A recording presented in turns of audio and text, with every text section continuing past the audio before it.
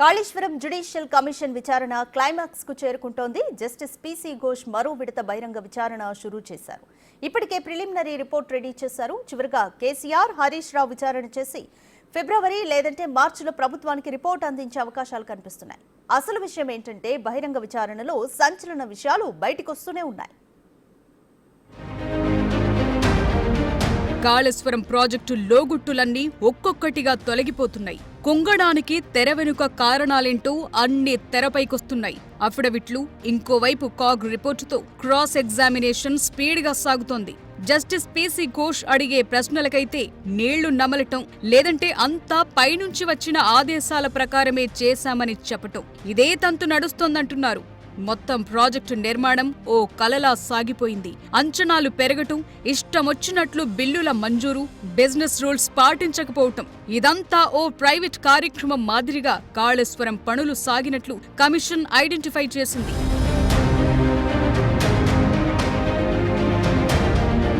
ముమ్మాటికి తెలంగాణ వరప్రదాయిని కాళేశ్వరం, అపర భగీరథుడు కేసీఆర్ జల సంకల్పం, ఏడాది పొడవునా నిండు కుండల రిజర్వాయర్లు, ఇలాంటి భారీ డైలాగులు పక్కన పెడితే రూల్స్ పాటించకుండా, క్వాలిటీ కంట్రోల్ లేకుండా మెయింటెనెన్స్ గాలి కొదిలేసి బ్యారేజ్ కుంగేందుకు కారణమై ప్రభుత్వ ఖజానాకు చిల్లు పెట్టి ఇష్టారాజ్యంగా బిల్లులు చెల్లించి మొత్తం ఆగమాగం చేసిన సంగతి చుట్టూనే పీసీ ఘోష్ కమిషన్ ఎంక్వైరీ చేస్తోంది.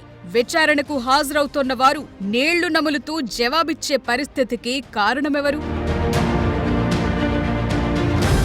కాళేశ్వరం ప్రాజెక్టు నిర్మాణంతో సంబంధం ఉన్న వారందరినీ పీసీ ఘోష్ కమిషన్ 5 నెలలుగా ఎంక్వైరీ చేస్తోంది. మొదటి దశలో అఫిడవిట్లు తీసుకుని తరువాతి దశలో ఓపెన్ కోర్టు ద్వారా క్రాస్ ఎగ్జామినేషన్ చేస్తూ వస్తోంది.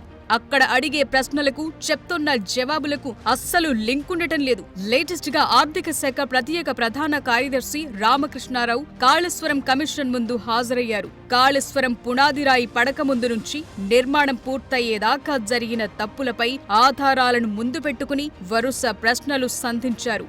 ఆర్థికపరమైన అంశాల్లో రికార్డుల మెయింటెనెన్స్ తన దృష్టిలో లేదని రామకృష్ణారావు చెప్పి బయటకొచ్చేశారు.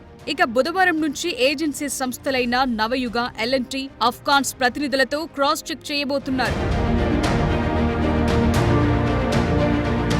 కాళేశ్వరం కమిషన్ విచారణ క్లైమాక్స్ కు చేరుతుండటంతో ఒక్కో సస్పెన్స్ వీడుతోంది. గత ప్రభుత్వంలో కీలకంగా వ్యవహరించిన నేతలపై ఫిబ్రవరిలో కమిషన్ ఎంక్వైరీ చేయబోతోంది.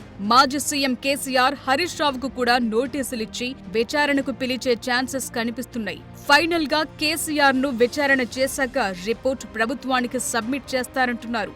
ఎందుకంటే ఇప్పటి వరకు జరిగిన ఎంక్వైరీకి హాజరైన ఇంజనీర్లు, అధికారులలో ఎక్కువగా గత ప్రభుత్వ పెద్దల నిర్ణయాల మేరకు ముందుకెళ్లినట్లు చెప్పారు. సో ఓవైపు ఓపెన్ కోర్టులో విచారణ చేస్తూనే పీసీ ఘోష్ కమిషన్ 204 పేజీలకు పైగా రిపోర్ట్ను రెడీ చేసింది. ఫిబ్రవరి చివర్లో లేదంటే మార్చిలో తెలంగాణ ప్రభుత్వానికి తుది నివేదిక అందించే అవకాశముందంటున్నారు. అప్పుడు కాళేశ్వరం చిత్రాలన్నీ బయటకొస్తాయంటున్నారు. ఆ తరువాత జరిగేది ఏంటన్నదే పొలిటికల్ గా ఇంట్రెస్టింగ్ పాయింట్ గా మారింది.